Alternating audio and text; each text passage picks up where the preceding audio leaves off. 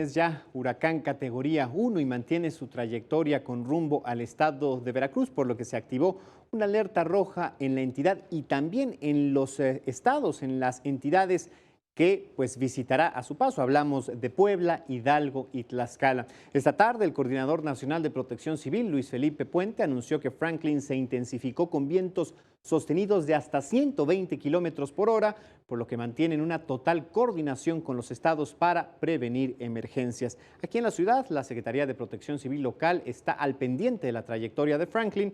De acuerdo con los protocolos del plan, se mantienen contingencias y hace unos minutos se activó la alerta amarilla, esto correspondiente a lluvias fuertes.